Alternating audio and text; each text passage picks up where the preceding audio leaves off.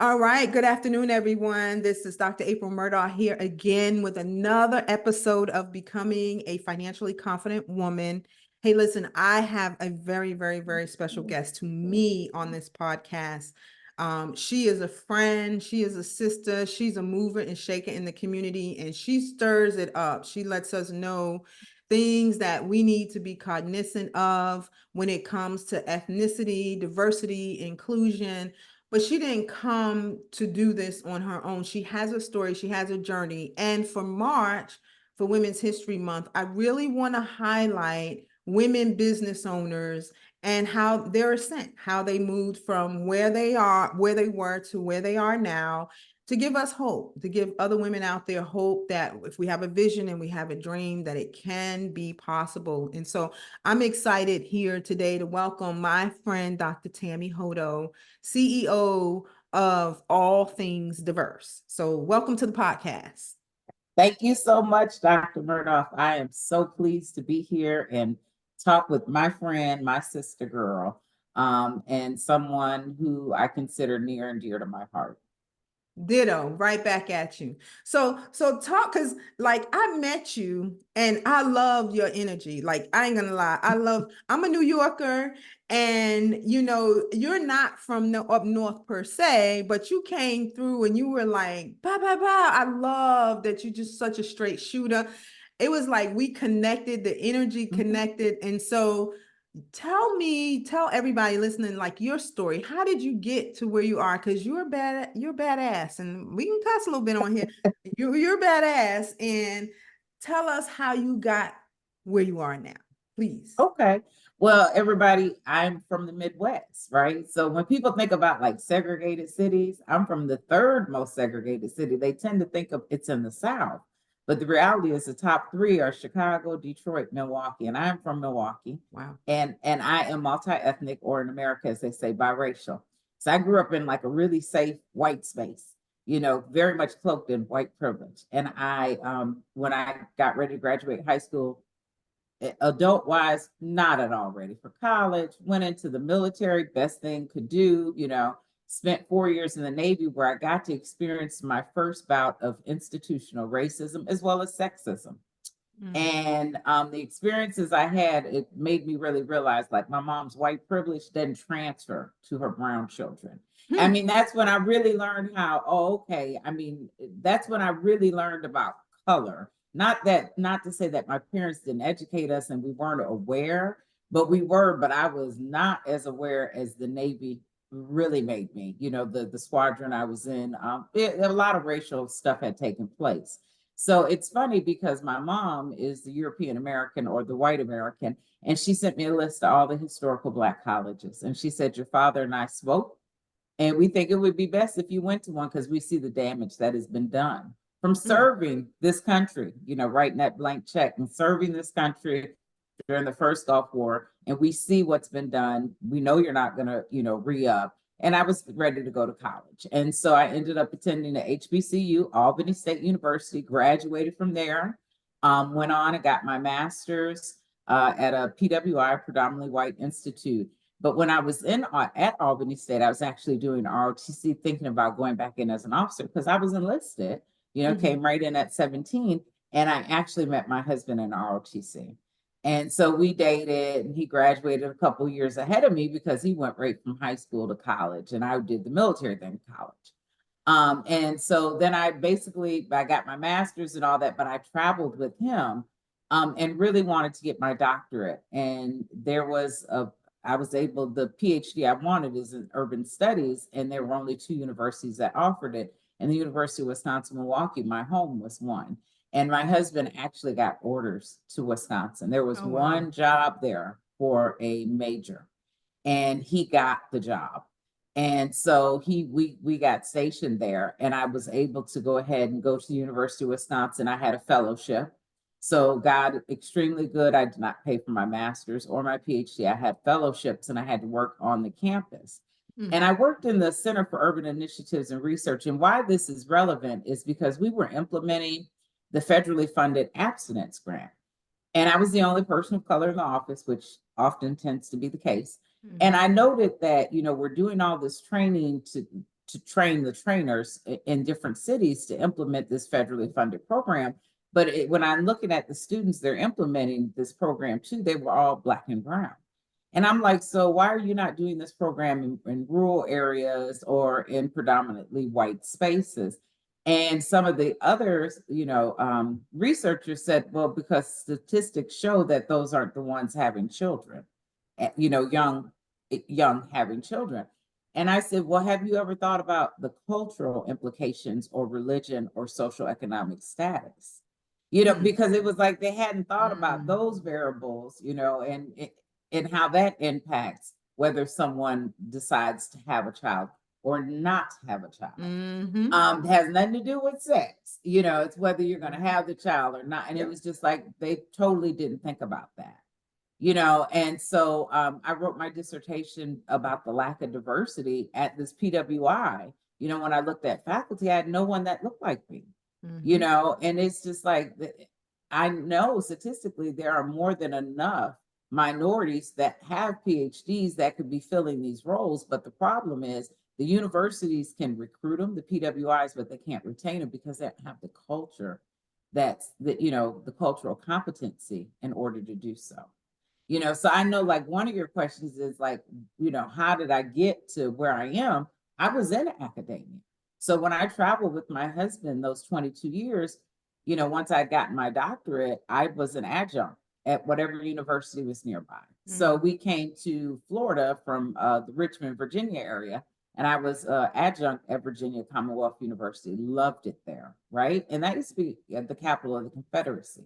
Yes. But it was like they were awake. They even have a Confederate museum. I have to say that because I walked out of a course right in, well, not into it, but right by it. And I was just shocked that they had, because as a veteran, like they were traitors. They lost the war. I just don't get Who the whole flies a defeated flag? I always say that. Like, if you lost, why is your flag still, why are we doing this? Right. And I just don't know. Right. Exactly. And so I was just like, oh my God, this is, real. And I'm driving down Jefferson Davis Highway to go teach a class on African American families and social context. But I loved at VCU that they were culturally competent there, had a great time. Took a position in Jacksonville to kind of pre-position us for my husband's retirement, and took a position as a director of diversity and equity at a law school. Loved it there. But they were having some managerial issues, and I could kind of see the writing on the wall. So I went back to faculty at a local university as a visiting professor and had a very racialized experience. And so, in full transparency, I'm a Christian, and I believe that God made me uncomfortable to make me move. And so when I'd had that experience, I'd already done some stuff kind of as a sole proprietor. People would ask me, hey, would you come out and do a speech for Black History Month? Or would you facilitate a panel about bias, in the judicial system? So I was like, you know what, I'll just make this a business. And that's what I did. I was like, well, I'll just go ahead and establish a business. I'm a service-connected disabled veteran. So I know that I can bid, anybody can bid on federal contracts, but that does give me, they do have set asides. Yeah, that gives me some leverage. And so that's basically what I did. So I started my company in 2019, and God has been good, and we have just grown and grown and grown. I have 14 employees that work with me. Everyone has a minimum of a master's. A lot of attorneys I have, because they've done discrimination cases, whether it be based on religion, gender, sex, whatever it is, race, or, national origin and things of that nature. And we've been successful. We've contracted with the city of Jacksonville after the murder of George Floyd. We did a community focus group called Safer Together, where we, for 9 months, met with JSO, met with community members and the city council to see, because statistically I was able to get data that showed minority communities don't trust policing, which we already know, but I had to give them the statistical data to support that. And it's a legitimate reason, because of that lack of engagement and what we saw with George Floyd, and we continue. Absolutely, yeah. Right. And so, and I mean, and the city of Tampa has been our longest running client. We're on year 3 with them, which started as a 1-year contract. Wow. But the mayor of Tampa is so about equity, and she is used to be the police chief. That every year she just is like, okay, well, let's develop another course, but it's always dealing with like equity, leading diverse teams, a refresher course. We've done the city of Rochester, looking at the fire department, which, if you look nationally, fire departments tend to be very much still male and European American dominant. Mm-hmm. Mm-hmm. And so we worked with them and did some strategic planning on how you could hire, making sure their recruitment process was equitable, did a climate survey and some focus groups, and developed a plan for them how to create a workspace that would be inclusive and everyone would feel that sense of belonging and know that, I'm safe, because psychological safety is important in the workplace. If I don't feel that I can bring my authentic self and I'm psychologically safe in this space, I'm not as productive as I potentially could be because I'm holding back. Wow. Girl, like I'm writing, I like when people talk, like I'm just writing because there's so much and this is so rich, but I love the fact that you said, God, because my faith is important to me and everybody knows that, and that just is what it is. Mhm. But God had to make you uncomfortable for you to move. But all of those experiences that you had are now the reason why you are where you are today and your business is so successful. I mean, Yes.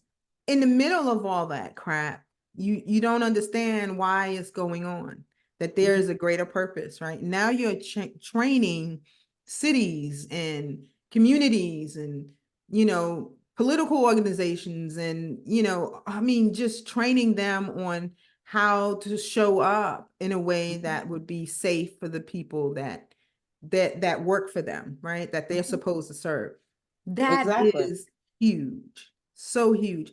And and I've introduced you to my daughter, who is at a PWI, and she is still having so very.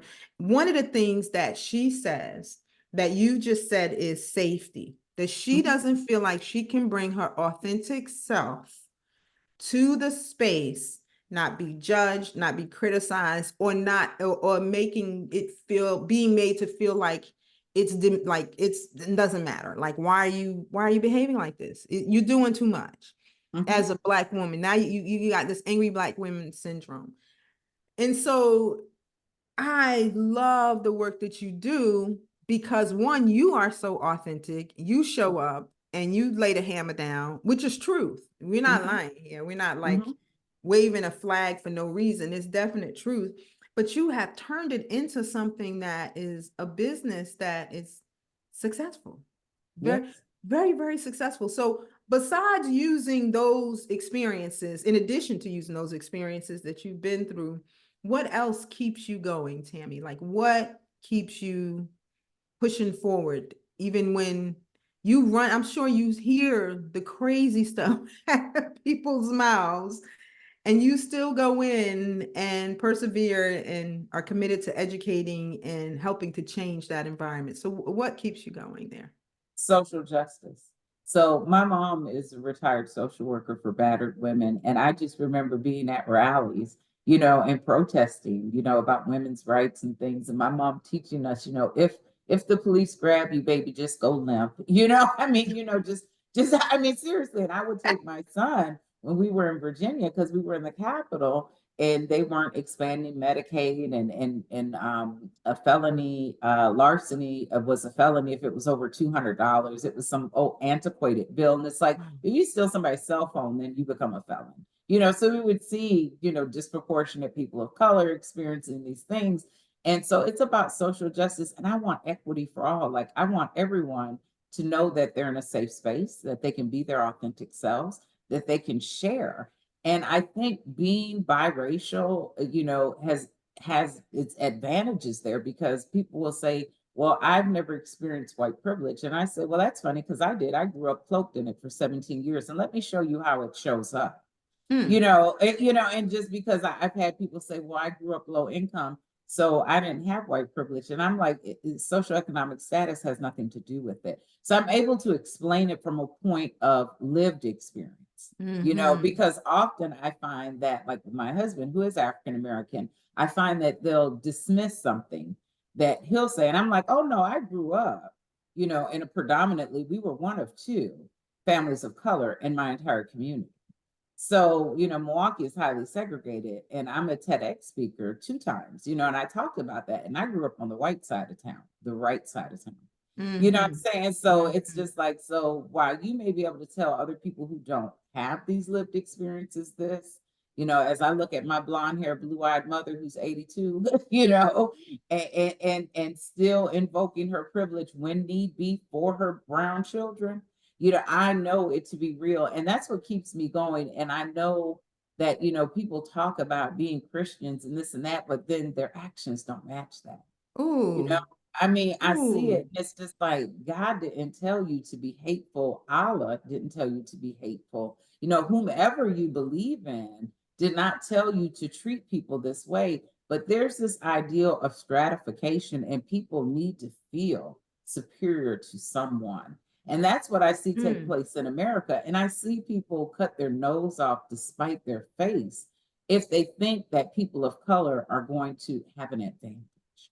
And the reality is that it's a concept in legal studies called convergence, which basically states that there has never been a law in America that has only benefited people of color.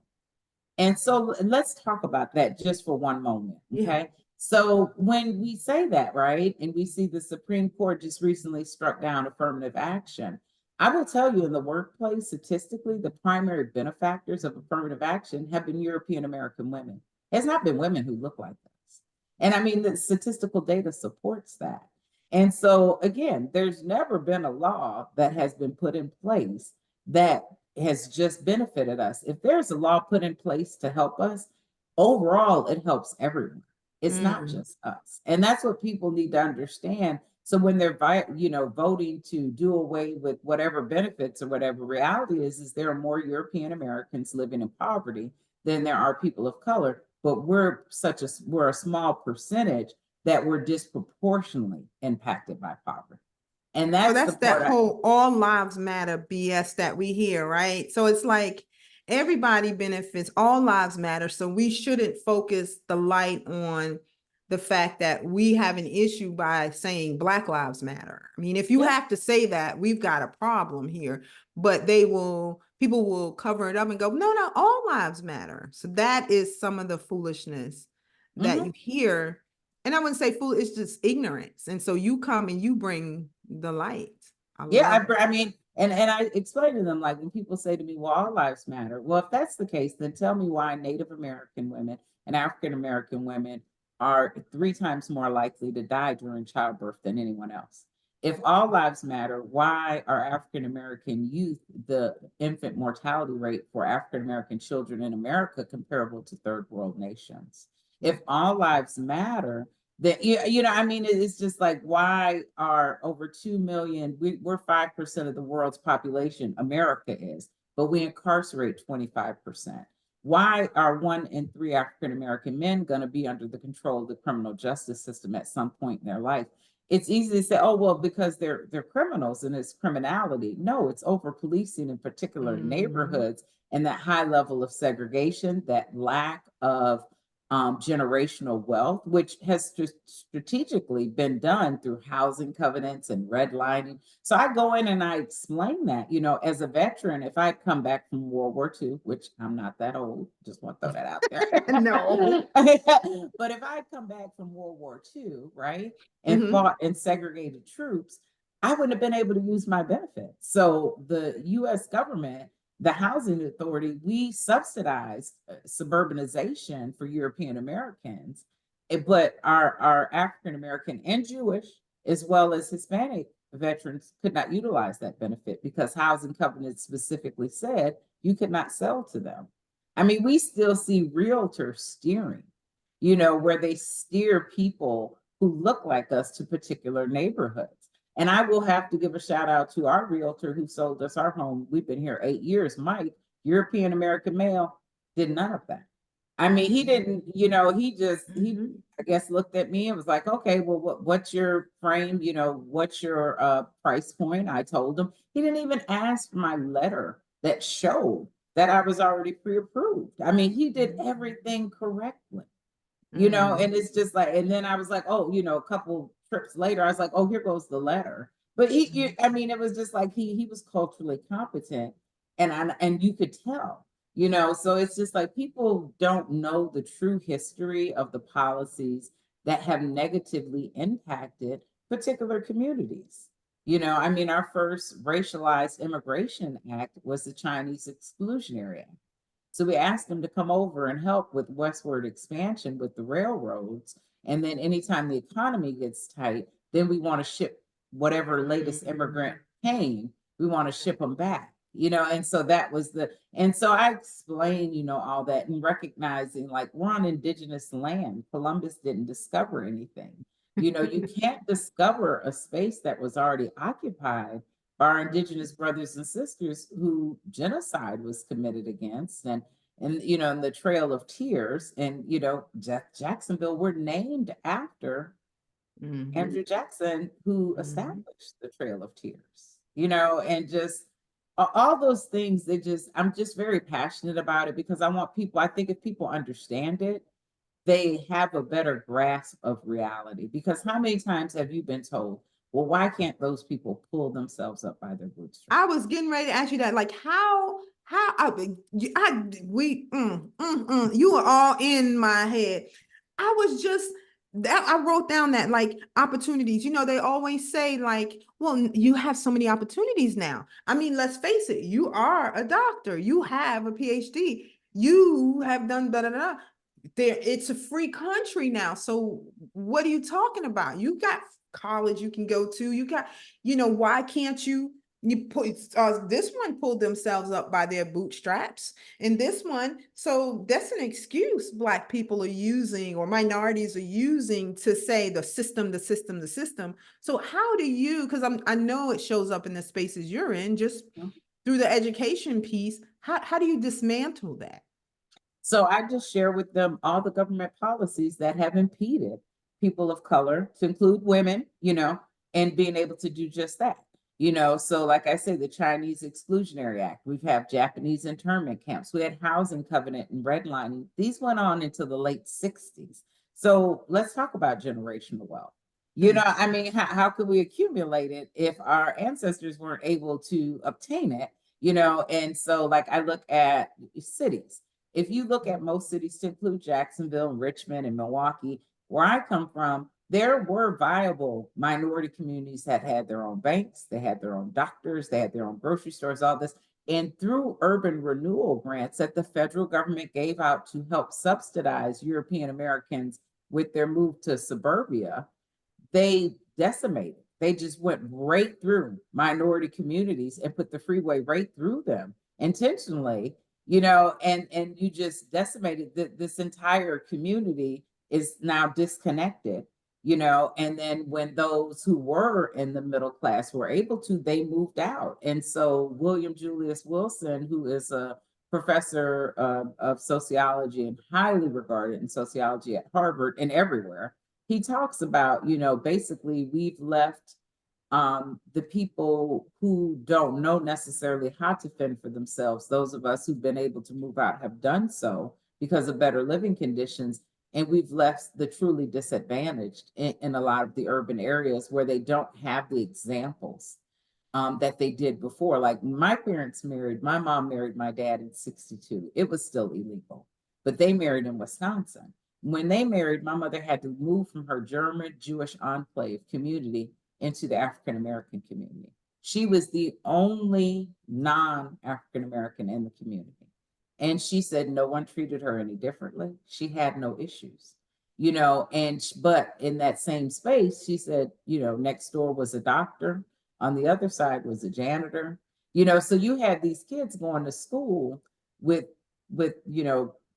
other kids whose parents were doctors, lawyers, pharmacists. Very And diverse. so they had, right, so they had these examples that they could emulate. And now, like what Professor Wilson says, is that we don't necessarily see that often in the lower income communities because those of us who could afford to move out have done so. And so to me, like I wrote a paper and I need to work on getting it published about the church, because the most segregated time in America is 10 o'clock on a Sunday. But if you look at the impact of the African American church and the Hispanic church, you'll find that we still go back to those communities to go to church. And so, what a perfect time for us to mentor and share our knowledge with the people in those communities who have not been able to make it out. So tell me, because oh gosh, man, listen, man, we probably need a part two, girl. This is huge. This is so I mean, I wrote down so many things. So when you talked about a lot, but the whole integration. So it seems like I've heard from Black men in particular, that that tore up the Black family, and now we have moved out of the communities. And so I live in a community that is, I'm the minority, always, always, like you mentioned earlier, everywhere I go, I'm the minority. It's not that I intentionally pick those spaces. It's just I'm not in the area, like I'm not in the urban areas that I've lived in or grew up in. And, I, because of some of the education disparities that I've seen and I've experienced in the area. And so I wanted to provide that opportunity for my children, hence why my daughter's right at a PWI. Not saying I told her to go there. I want HBCU. I believe in the community, but I do feel like sometimes I'm straddling, like, I should be living there. And so we've been integrated as well. Like, how do you reconcile that? Do you reconcile that? Is there a way to do that? Because I'm honest, I'll be honest, like I've been very vocal where I am. I've had some things happen where I live that's like, I want to go to the north side. This is ridiculous. I want more diversity. But do I? Yeah. That's But I think Dr. Murdoch, it goes to exactly what you said. So I mean, as a sociologist, even when we move, we have an young adult son now. Every time my husband moved, because he was Army, I'm Navy. Every time we moved every 2.5 years, one of the first things I did was I looked at the communities, I looked at the school district, because I'm raising, the someone next who's going to future. be exactly. Mhm. And so I need him to be in an A+ school. Well, when I look at that, those A+ schools don't tend to be necessarily in our neighborhoods unless our neighborhoods have been gentrified. And Right. that's a whole nother issue. And I can always tell when a neighborhood's been gentrified, because then I see police walking instead of only coming in when something is taking place. And then Starbucks or all these other, Well, places they pop live up. there. The police live there. Like, Yeah. mhm. Yeah, exactly. And so it's kind of like, so how do we manage that? And in the community I live in, I'm very thankful. We are a small subdivision and we have everybody, and I love it. And everybody looks out for everyone. But again, we're probably 40 houses, and so we Mhm. do. So like my neighbors, so we're German Jews, and so my neighbors though are Jewish. And they were concerned because we're one of the neighborhoods that they come and do the lights, and they bring the vans through and all that, and the community Oh, comes okay. through. Mhm. And they were concerned about putting up the menorah because they put a big one up. And they say, I think their sign says like Santa's Hanukkah or something. And they were concerned, and we were all like, "Oh, you need not be concerned because they will Yeah. not make it out of this subdivision." We We gonna will, take care of that. right, we'll take care because we're not having that here. But it's exactly what you said. But that's like, I know a Title I school. And so a Title I school means that over, a certain percentage of students are on reduced or free lunch. That in a Title I school, it typically is lower socioeconomic status, which sadly still continues to be Black and brown bodies. In Title I schools, you have more teachers that are there on provisional certification. So they didn't go to college to be an educator. They've changed careers, which is fine, but they're on a provisional certification, which means that they don't necessarily know the pedagogy to teaching.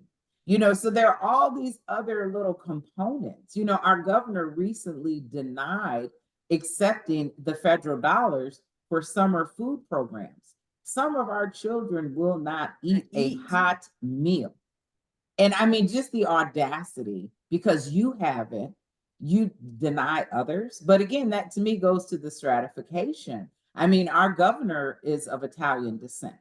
My mother grew up in the era where Italian, Polish, and Irish were perceived as less than. So it amazes her a lot of the things that he's done because she's like, he's Italian. Like, I mean, the That shouldn't even be right. Why? right, right. How? In the largest mass lynching, we know lynching impacted African Americans more than anybody, right? Disproportionately. But the largest mass lynching was of 11 Sicilians in New Orleans.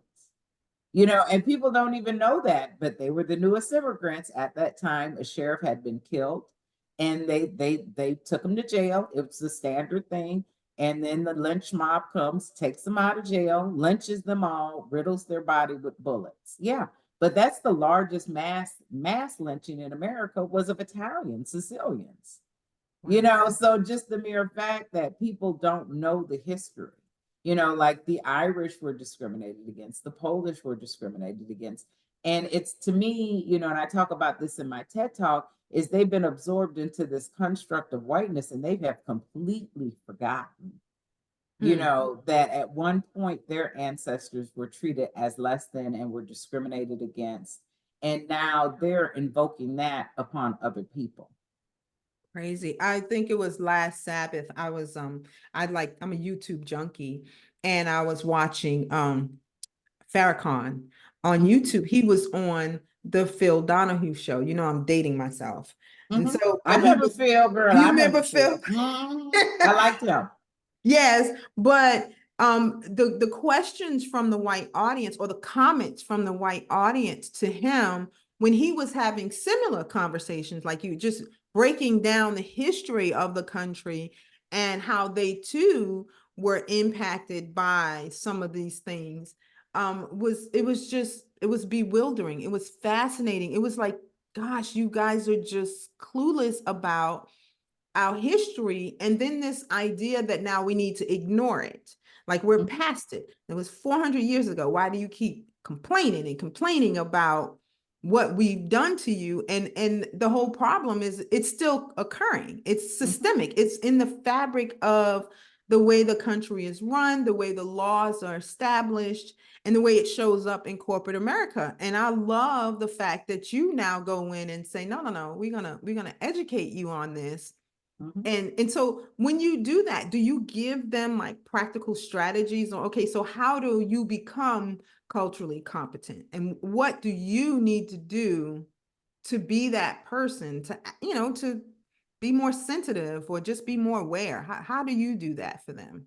So what I do with that is I'll come in and we'll talk about implicit bias because we see it a lot in the workplace.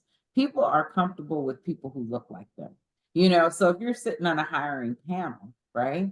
And you get these applicants and you know, and you see someone that you can kind of relate to based on, you know, the color of their skin or the school they went to or whatever, it's going to play more favorable for that person.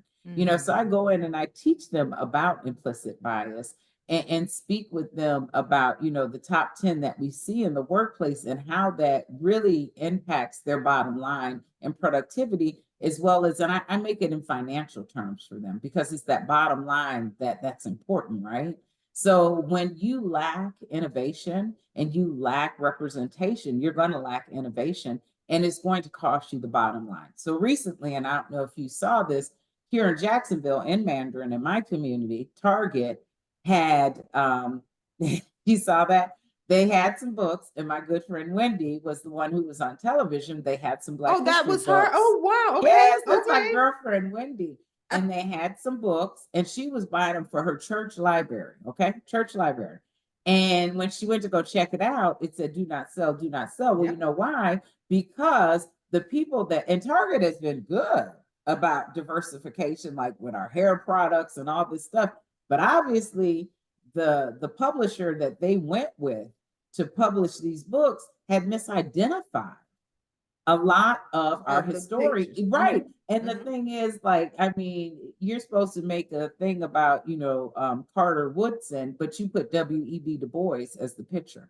You know, things like that shows you how much we need to revamp the system, but it also shows you that publishing company may have diversity, but they surely have no inclusion, because no one at that table, if they looked like we did or knew the accurate history, would have let you even put that publication out.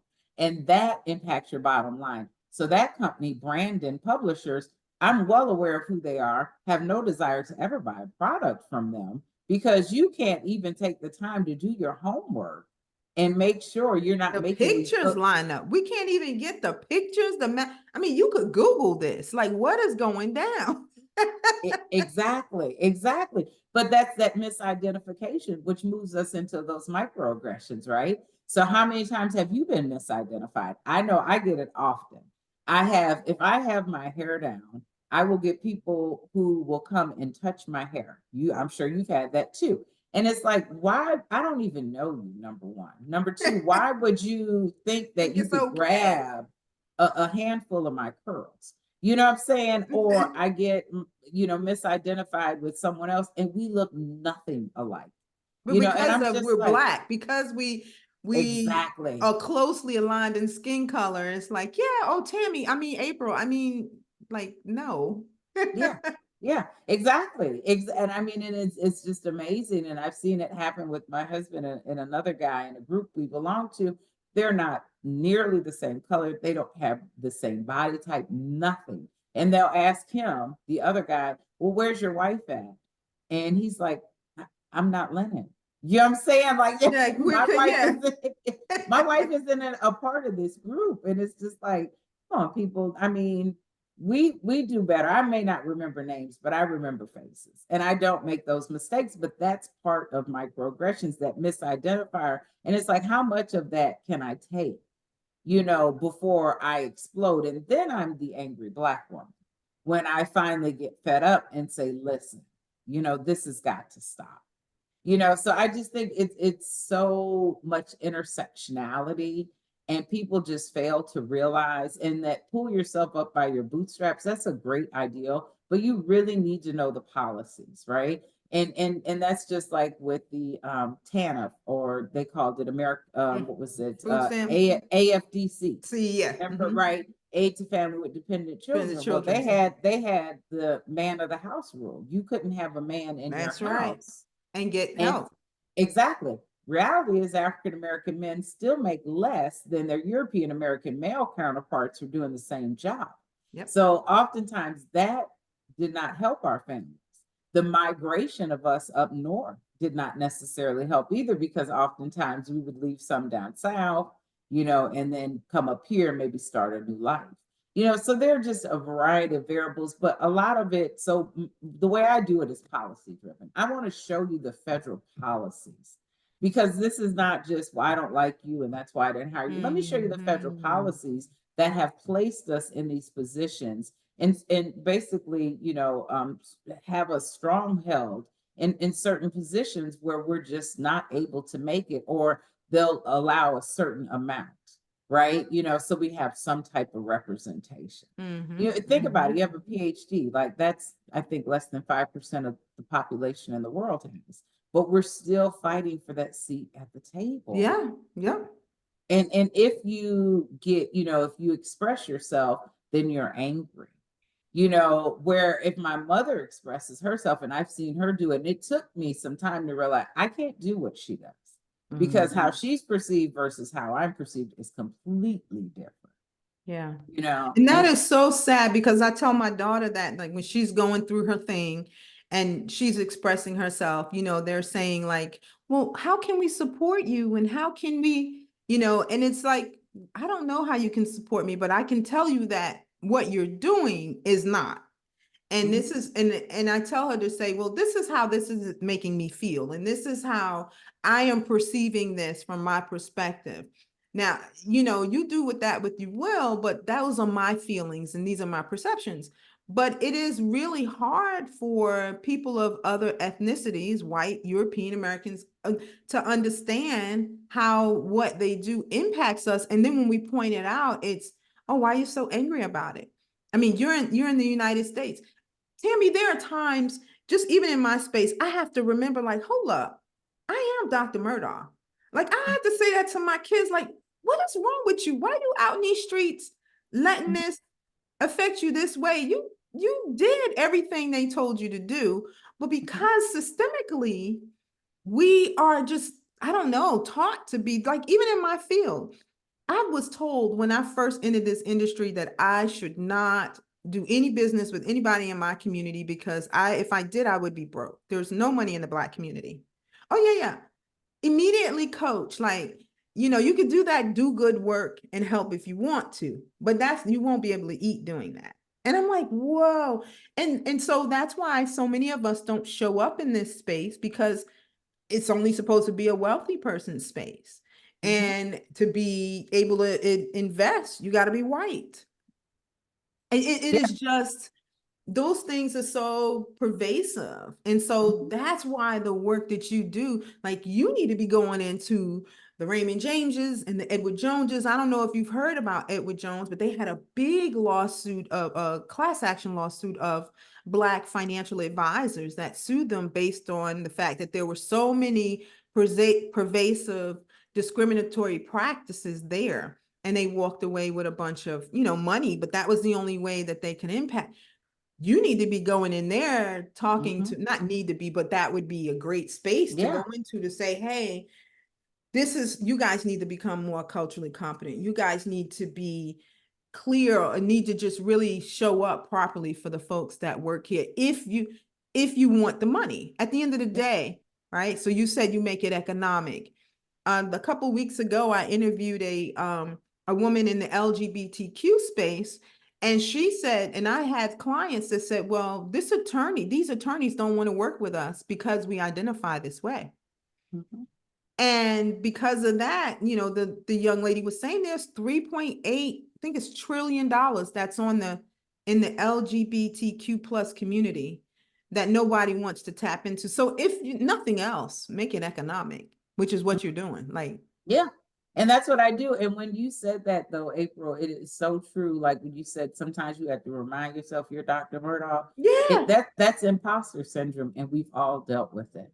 And because we're in spaces, I've dealt with it too, where you begin to question, like, am I qualified to be here? Because you just get beat down so often and questioned so often, that you're just like, maybe I should, it's like if you tell someone something enough, they begin to believe it. yeah, And we internalize it. And it's like, no, like you said, no, let me remind myself, I'm Dr. Hodo, I'm Dr. Murdoch. yeah.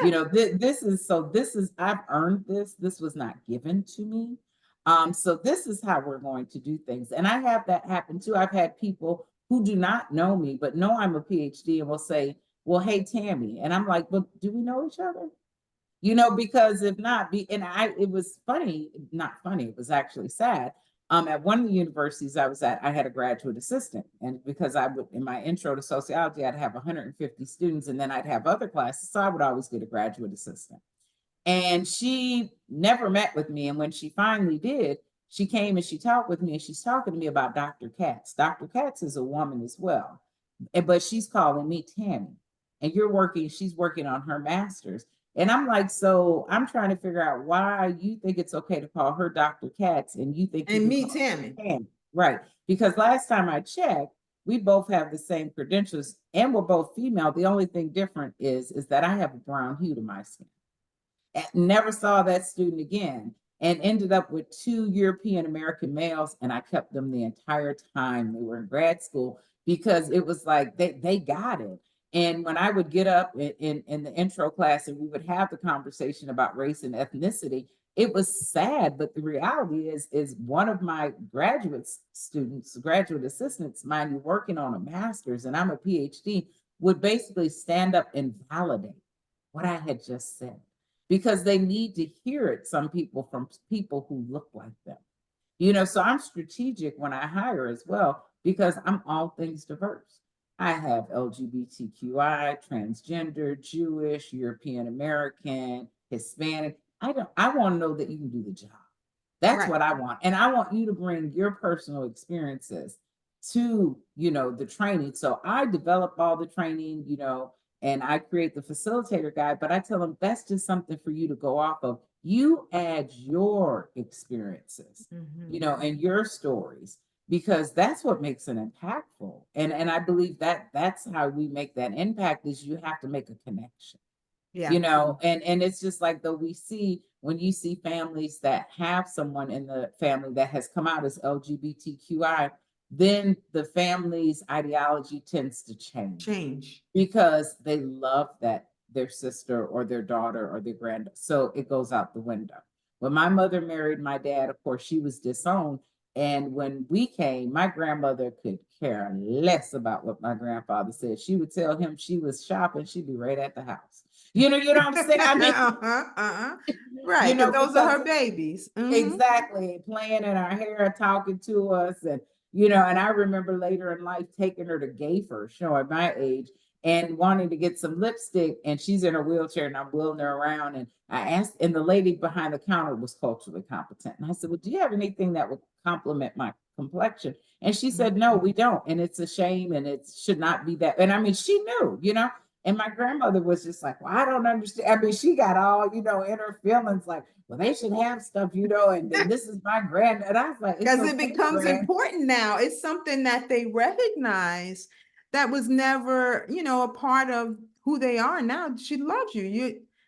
And I think that sometimes is what has to happen, sadly, Mhm. is that we have to see that where people are now, start, mixing and intermingling races, and now the Black struggle or the Latino struggle becomes something that's very important to them because of their loved ones and that Exactly. how it impacts them. Well, I Wow. will tell you though, the number one, and it's so funny, right? Because like in the media and all this, people always think, oh, the number one interracial group is an African American man and a European American woman.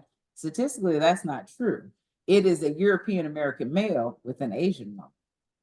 And to Really? me, I believe that has certain implications with the ideology that she will be submissive, which that is a I couldn't stereotype. even imagine. Exactly. That is a stereotype that needs to be dismissed. But I do often think that that's the ideology behind it. Well, she'll be much more. And it's like, no, that's an overgeneralized statement and it's not true. But that's the number one, yeah, interracial couple that you see is European Wow. American male and a Asian woman. Wow. I did not know that. Hmm. See, that's what it comes from education. Like you just spend your time getting the knowledge and the education and Hmm. see how it impacts our society and helps them. It Dang. really does. Yeah, I Mm. mean, and the thing is though, like my TED talk, if anyone wants to look it up, it's called The Social Implications of Race. And We're I gonna break put it. that in the show notes, a link to that TED Okay. Talk. So when Okay. I publish it, people will see that and they can go right there. So you Yeah, tell me, because say that again. What is the name it's of the social implications of race. it? Okay. Oh yes. Okay, Mhm. we gotta And, watch and that. and I do, and I track it, the census, all the way back. And so I tell the story, right? So my parents married in 62. In 62, my dad was considered a Negro by the census, the US federal government. And again, policy, showing the federal policy. Then in the 70s, because of the Black Power movement, the census changed and he Mm, became Black. Black. And then in the 80s, he became African American. Nothing about my dad's beautiful, and he was dark complected, dark complexion changed, but the way the government counted and categorized him changed. And that's just like for people like me, they didn't include us on the census. Well, they had us back in the day as mulatto, and we know that was I products of remember. rape. You know, that's a whole nother TED talk, those products of rape, right? Like Sally Hemings and all these others. Yeah. But they had us down as mulattoes. But they didn't add multi-ethnic or biracial until I think it was 2010. 2010 is the first time. So it's funny, people, I would tell my students all the That's time. crazy. Yeah, I would tell my students all the time when I would get the census every 10 years, it depended how I felt that day. Did I feel like my European American mother, or did I feel like my African American father? So I know that data isn't correct because it depended how I felt that day. It's all relative. You know, I mean, exactly. It's like, well, did I have a good day? Did I feel like, or did I feel, With the some Black power, or I right, want to walk right, in my privilege, right, exactly, exactly. Yeah. Wow, girl, this is awesome. But you are awesome. And to be able to take what you've learned, what you've experienced, what you've studied, and create such a successful business. I think that is powerful to me because you could be working in some corporate structure, right? Trying to roll out the whole DEI thing only for you to be cut and let go like they started doing recently. But you have taken your passion, you have taken what you've learned, what you've experienced, and you've created a very good, in a short amount of time, which Mhm. lets you know how important this work is. This lets you know how folks need to hear what you are saying and what you Yeah. do. So, Yeah. so tell us what's next on the horizon. Like, do you have any things people should come to? How can, if an organization, a big or small, wants you and your team to come in and provide the education and the resources to get them culturally competent, what would they need to do and what does that look like? So they just need to go to either they can email me at Tammy at All Things Diverse, and I'm TAMMY, Mhm. or they can go to All Things Diverse and look at our website, and there's a contact form, and it lists all the services we have, and you can look at our consultants, you can look at some of our past clients, and just reach out and let us know what you need. Do you need a strategic diversity plan to help you increase diversity within your higher ranking fields? Do you want a climate survey to see how your employees feel about the workplace at that point? You know, do you want us to come in and do a climate survey and then some focus groups and develop a plan for you to get everyone on board and make it a place of inclusivity where they can bring their authentic selves?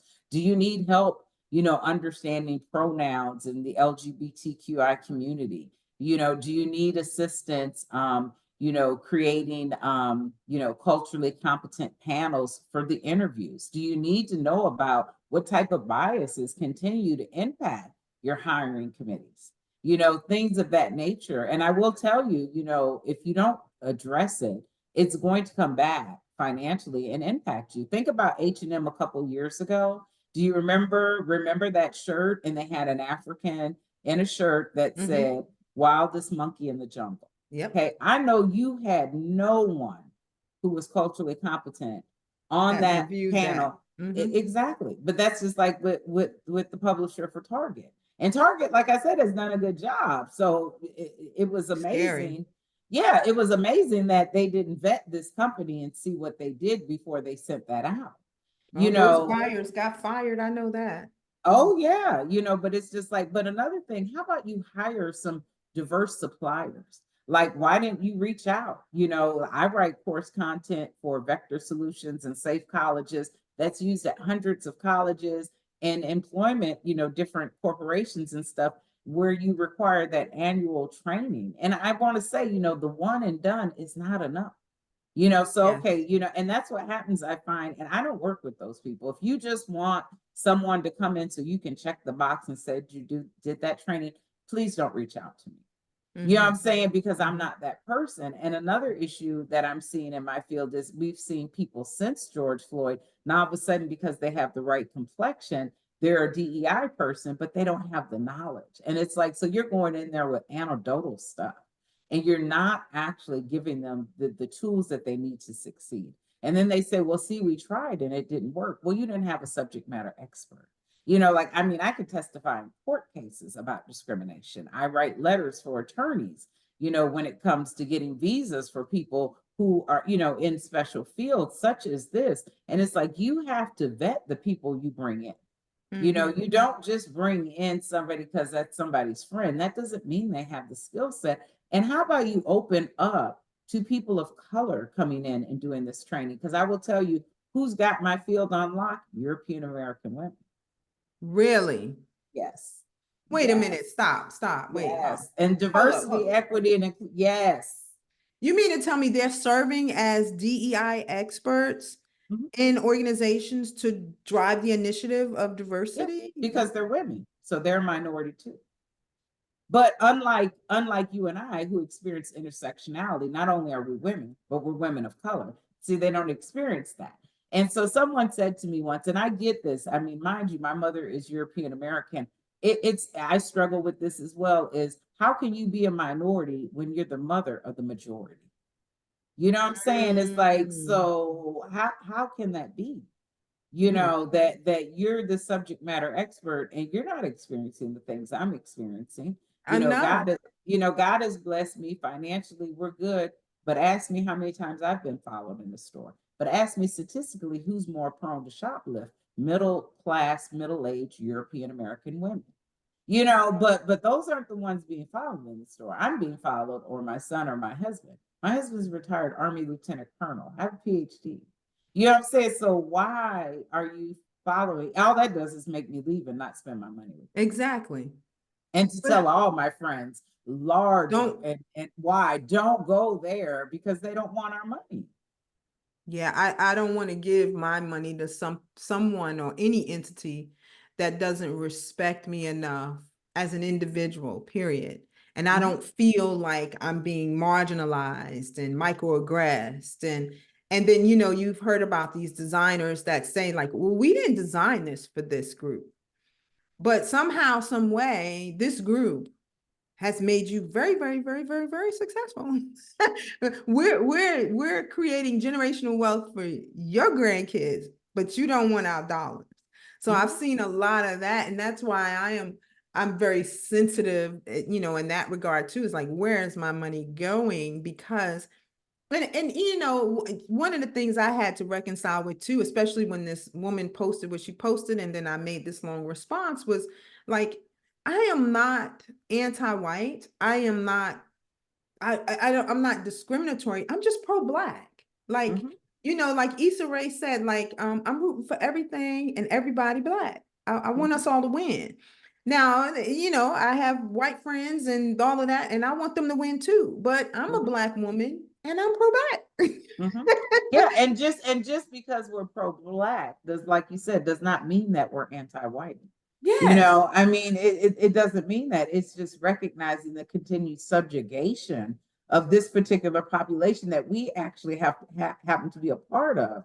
And so, of course, I want us all to win, but I recognize the additional hurdles and policies and practices that have been put in place to stop us at a certain point. So, like with women business owners, women talk about, hitting the glass ceiling. Well, Asian women call it a bamboo ceiling. African American women, we call it the concrete ceiling. It's Mm-hmm. like, they'll let one in, but that's going to be it. And then you become tokenized, you know, Yes. and that's a problem. I'm not going to be here just for you to talk to when you want to talk about something that deals with my community. I have more to contribute than just that. That's a big part of who I am because I've chosen that lifestyle, but it's not all that I have to contribute. So I would like to say though, I do have a book that came out in January with some colleagues, and it's called How to Engage in Difficult Dialogue Ooh. Surrounding Identity, Race, and Politics. And it is great, and it's more like a workbook. And we talk about, anti-Semitism, we talk about Black Lives Matter, we talk about white supremacy in academia, we talk about guns, all these, a variety You of very gotta, you hot, gotta give me the link to that book. We gotta make yes. sure we put that in there because this is a place of education. We want people to Mhm. be engaged. If they really want to learn and grow, you listen to this podcast, it's about growing education and moving the needle forward. So please send me the link to that. I will, yeah. And it's a practical guide. And what I love is we have exercises at the end. And that's what I do a lot of when I present to our exercises, to get people to, culturally describe yourself, your experiences, and recognize that we're all unique. You and I look alike, but we have very different lived experiences. We're not a monolithic group. And too often that's what happens, with the over criminalization, or with us, the over sexualization of Sexualization. our bodies. And Yep. it's just like, we are not all the same, but you want to be judged as an individual, but you want to judge others as a group. You Group. can't have it both ways. So I will definitely send you. Yeah, I wrote it with some of my colleagues, and it does have some great exercises at the end. Jacksonville University bought many of the books, had me come out and speak, but see, they're on board. Like I can, and I've spoken at JU several times. They're never a one and done. Edward Waters, same thing. They're never a one and done. They're always like, can you come back?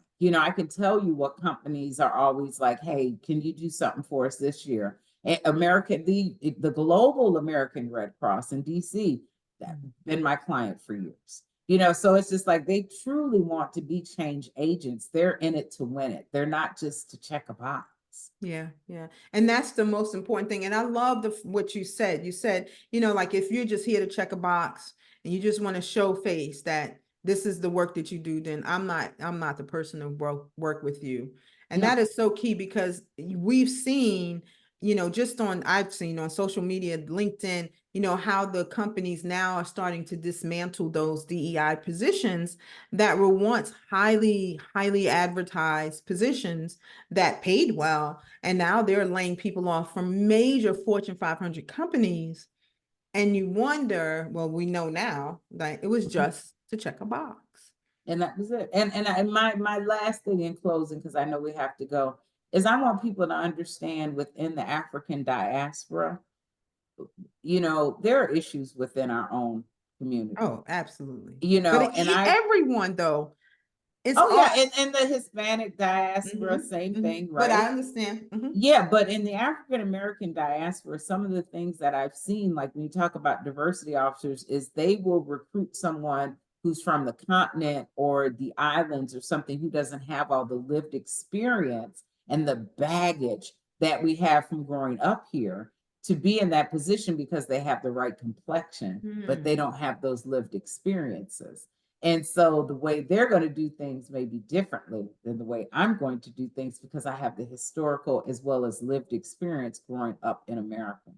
And so that's problematic. I used to, when I was in higher ed, belong to the National Association for Diversity Officers in Higher Ed, NACATI.